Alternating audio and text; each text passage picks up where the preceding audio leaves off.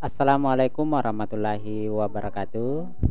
Alhamdulillah senang sekali saya bisa bersama dengan adik-adik mahasiswa dalam semester genap ini, khususnya pada mata kuliah manajemen pendidikan anak usia dini.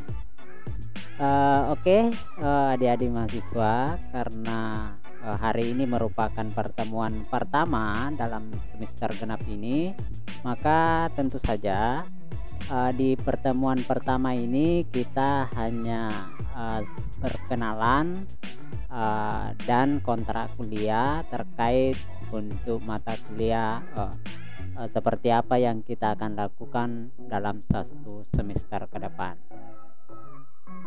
Oleh karena itu, Anda bisa lihat biodata saya di situ. Ya, nama saya Safarudin. Ya, kemudian pendidikan saya bisa dibaca sendiri karena di sana sudah jelas. Yang jelas saya juga pernah seperti adik-adik mahasiswa. Oke, kita lanjut. Nah, mata kuliah yang saya akan sampaikan yaitu mata kuliah manajemen pendidikan anak usia dini. Nah, ini ada 3 SKS ya bobotnya. Kemudian saya akan sampaikan di prodi PIAUD ini pada Fakultas Tarbiyah dan Keguruan. Oke, kita lihat selanjutnya adalah skenario pembelajaran kita dalam satu semester ke depan. Nah, di situ sudah kelihatan bahwa kita dalam setiap pelaksanaan perkuliahan ya tentu ada pengantar ya atau pendahuluan, ada dinamika kelompok ya sebagai bagian dari sebuah pendahuluan dalam perkuliahan ini. Kemudian dilanjutkan dengan presentasi kelompok, karena nanti akan ada pembagian kelompok dalam perkuliahan. Kemudian ada diskusi. Nanti akan kita banyak gunakan waktu kita dalam perkuliahan untuk berdiskusi ya terkait dengan materi atau tema yang kita pelajari pada pertemuan-pertemuan selanjutnya. Nah, nanti setelah kita melakukan diskusi, kita melakukan penguatan di akhir ya, kemudian kesimpulan dan penutup. Nah, selanjutnya kita akan lihat ruang lingkup perkuliahan atau mata kuliah manajemen pendidikan anak usia dini. Nah, adik-adik bisa lihat, adik-adik mahasiswa, bahwa mata kuliah ini akan mempelajari secara konseptual maupun praktik terkait dengan bagaimana mengelola lembaga pendidikan, khususnya dalam pendidikan anak usia dini. Jadi nanti ya mata kuliah ini sesungguhnya sangat penting untuk adik-adik. Kenapa? Karena akan menjadi bekal nanti bagaimana mengelola pendidikan, khususnya di pendidikan anak usia dini ya, mulai dari proses administrasinya, pembelajarannya, evaluasinya dan seterusnya. Itu nanti bagaimana memberi gambaran bagi kita terkait dengan seperti apa sih sesungguhnya yang ideal untuk itu. Nah, ini yang diharapkan dari adanya mata kuliah ini. Nah, untuk lebih jelasnya kita akan lihat nanti tema-tema praktis yang akan kita pelajari dalam mata kuliah ini. Baik, kita lanjut saja. Nah, di sana kita lihat ada beberapa ruang lingkupnya. Ya, yang pertama misalnya terkait dengan konsep manajemen pendidikan anak usia dini. Ya, seperti apa konsepnya berdasarkan teori maupun implementasinya di lapangan. Nah, itu kita akan kaji nanti di sana.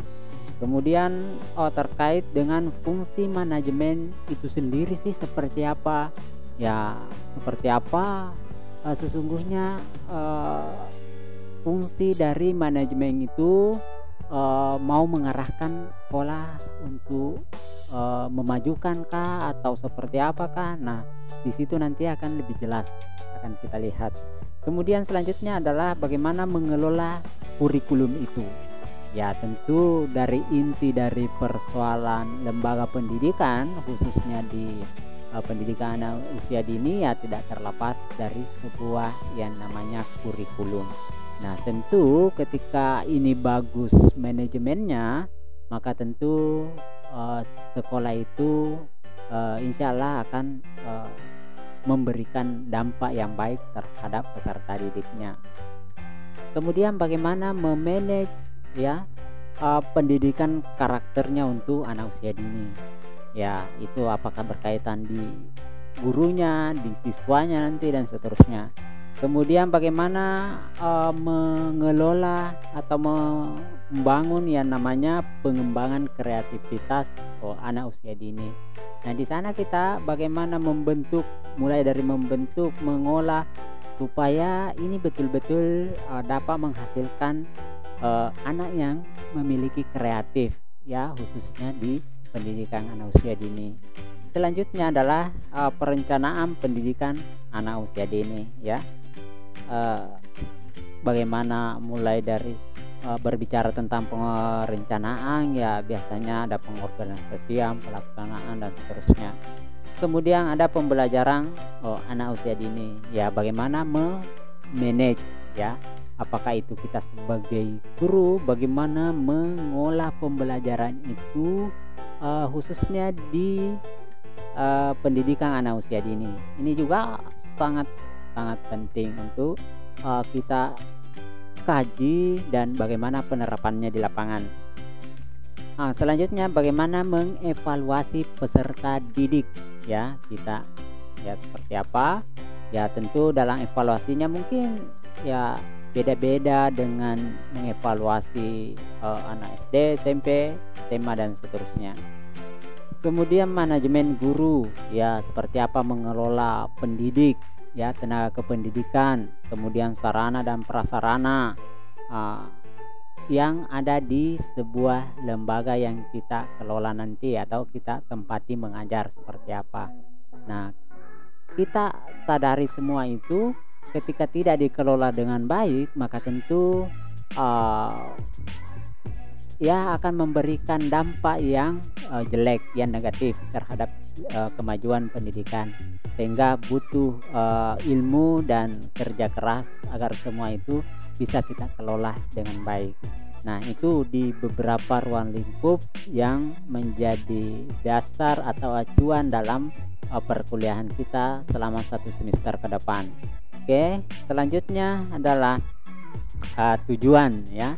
Tujuan mata kuliah ini sudah jelas bahwa untuk memberikan penguasaan atau menggali ilmu terkait di bidang manajemen atau pengelolaan ya, khususnya di dunia pendidikan, karena tentu manajemen ini banyak jenisnya ya.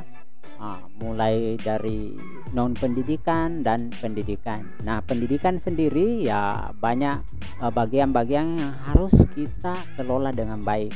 Nah, inilah salah satu tujuannya ya, agar dapat diaplikasikan dalam proses kegiatan sehari-hari dalam pengelolaan pendidikan di tempat kita masing-masing nantinya.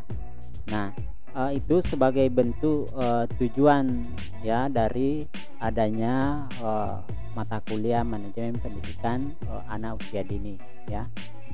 Kemudian selanjutnya adalah, nah ini juga penting ya, adik-adik ketahui seperti apa perkuliahan ini yang saya akan sampaikan.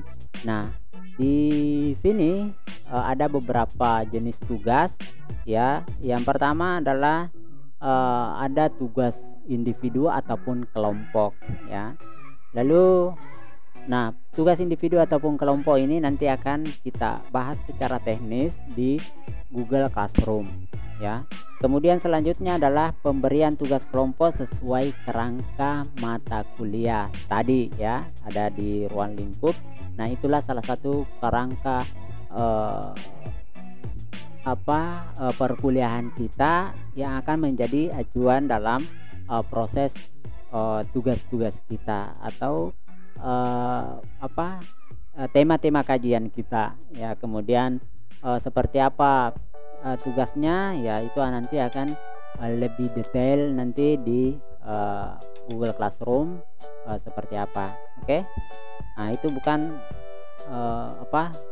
format laporan ya, itu bentuk penugasan di situ. Jadi format tugas semestinya, bukan laporan. Nah, oke, selanjutnya adalah tata tertib perkuliahan. Nah, tata tertib perkuliahan ini yang pertama terkait dengan kehadiran 75%. Nah, kehadiran 75% itu ya itu sudah menjadi acuan baku dari Siakat bahwa mahasiswa diwajibkan minimal 75%. Kenapa? Karena ketika di bawah 75%, maka tentu nilai tidak dapat diproses ya, sehingga kami harapkan dalam mengisi daftar hadir secara online di Google Classroom itu dilakukan paling lambat 1 kali 24 jam.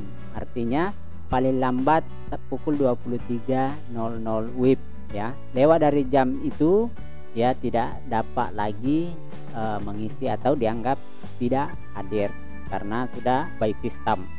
Oke, selanjutnya wajib mengikuti pembelajaran secara daring ya. Kenapa? Karena saat ini kita masih berada di era pandemi, maka proses perkuliahan wajib dilakukan secara daring.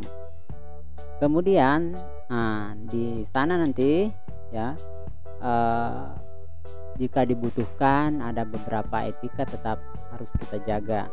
Kemudian wajib berpakaian rapi, sopan walaupun daring ya. Kenapa? Karena ini ya kita akan mencerminkan sebagai seorang pelajar. Kemudian wajib menggunakan nama dan foto aslinya ya. Jadi supaya memudahkan saya dalam mengidentifikasi, maka kami berharap di akun Google Classroom-nya itu sesuai dengan nama dan foto aslinya ya. Jangan memakai nama adiknya, foto kakaknya, seperti itu. Nah, kemudian selanjutnya adalah melakukan absensi 1 kali 24 jam. Kemudian mengerjakan tugas sesuai batas atau waktu-waktu tertentu. Nah, di sana sudah jelas. Kemudian diskusi dilakukan di menu subtopik forum diskusi pada Google Classroom ya, berdasarkan pertemuannya. Jadi tidak boleh pertemuan satu dilakukan mengisi di forum diskusi di pertemuan kedua ataupun sebaliknya. Jadi harus sesuai dengan jadwal pertemuannya. Kemudian selanjutnya adalah pada saat jam kuliah itu diwajibkan untuk melakukan pertanyaan via Google Classroom pada subtopik forum diskusi. Nah, kecuali soal teknis ya bisa melalui WhatsApp atau WA group ya. Nah, kemudian tidak menggunakan akun mahasiswa lain, apakah itu untuk proses absensi ataupun proses kirim tugas atau ujian dan seterusnya. Itu tidak boleh selain akun adik-adik mahasiswa sendiri. Dan saya sarankan untuk menggunakan akun Winsa ya, atau email winsby@gmail.com ya. Nah, itu. Kemudian selanjutnya tidak posting bentuk-bentuk yang sifatnya di luar etika, kemudian berkomentar yang mengandung sara dan seterusnya. Nah, itu tetap kita jaga. Oke, ini salah satu bentuk aturan-aturan main yang kita akan jadikan acuan dalam proses perkuliahan. Adapun kekurangan dan kelebihannya nanti ini kita bisa diskusikan lebih lanjut melalui Google Classroom setelah materi ini. Oke, selanjutnya kita lanjut. Nah, di sini ya ini ada beberapa referensi yang bisa menjadi acuan ya, tetapi tidak mutlak harus ini semua, boleh jadi yang tidak ada di sini tetapi berkaitan dengan tema-tema adik-adik mahasiswa nanti yang akan dibahas atau dikaji dalam pertemuan tertentu, maka silahkan menggunakan referensi-referensi lain yang yang berkaitan ya. Ini hanya sebagai bentuk atau beberapa ya yang berkaitan. Nah, oke, kita lanjut. Nah, pada bagian ini ya, tadi saya sudah sampaikan pengenalan saya mulai dari data saya, cara saya dan seterusnya. Nah, di sini kita kan berkenalan, mungkin adik-adik nanti bisa memperkenalkan diri karena proses kita secara online, maka adik-adik bisa memperkenalkan diri berdasarkan format yang ada di sini ya. Anda bisa lihat di situ ada nama, kemudian asal, kemudian alamat sekarang, kemudian hobi. Ya, cukup itu saja yang dijadikan dasar dalam perkenalan kita. Kemudian pembagian kelompok dilakukan berdasarkan kesepakatan di Google Classroom. Jadi adik-adik mahasiswa boleh menyusun sendiri kelompoknya nanti berdasarkan kesepakatan kita di Google Classroom. Oke, itu terkait dengan perkenalan dan kelompok atau pembagian kelompok mahasiswa. Nah, oke, saya kira itu yang perlu saya sampaikan. Jika ada hal-hal yang kurang jelas, kita bisa lebih lanjut berdiskusi di Google Classroom sampai jadwal kita berakhir. Saya kira itu demikian.